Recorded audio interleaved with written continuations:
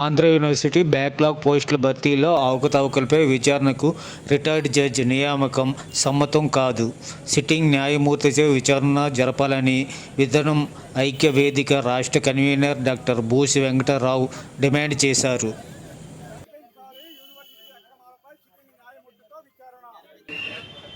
29 SC ST backlog పోస్టుల నియామకం 2025 నియామకంలో నియామక సూత్రాలు పాటించకుండా అక్రమ పద్ధతిలో అవినీతితో కూడుకున్నటువంటి నియామకం జరిగిందని చెప్పి పత్రికలు ఘోషించే మేము కూడా ఫిర్యాదు చేశాం.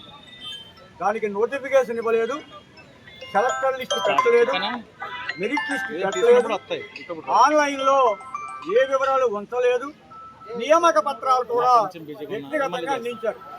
ఈ లోపాలన్నిటినీ బయటపెట్టి దీని మీద సిట్టింగ్ న్యాయమూర్తితో విచారణ జరిపించాలని జిల్లా కలెక్టర్ గారికి 2025 నవంబర్ 17వ తేదీన పీజీఆర్ఎస్లో మేము చేసిన ఫిర్యాదు మేరకు యూనివర్సిటీ వారు ఒక రిటైర్డ్ జడ్జిని విచారణా కమిటీగా నియమించారు.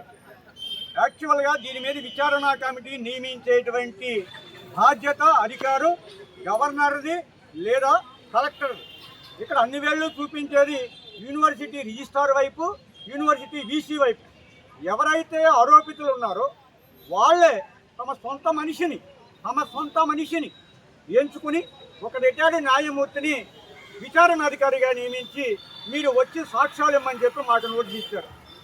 విచారణ వేయటం సంతోషమే, అది వేసే అర్హత రిజిస్ట్రార్కి లేదు, కలెక్టర్ గారు మాత్రమే వేయాలి.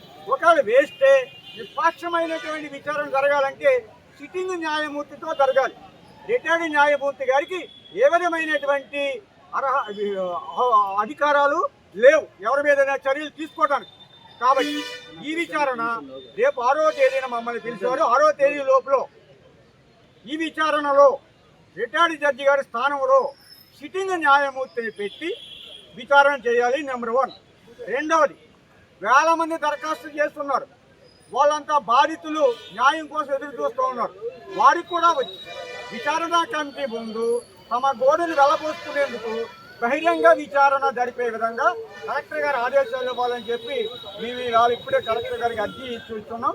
ఇప్పుడు యూనివర్సిటీ వారికి కూడా మేము చెప్పదలుచుకున్నది, మీకు మీరు క్లీన్ చీట్ ఇచ్చుకోవడం కోసం మాత్రమే మీకు నచ్చిన రిటైర్డ్ జడ్జిని ఎంచుకున్నారని చెప్పి మేము అభియోగిస్తున్నాం.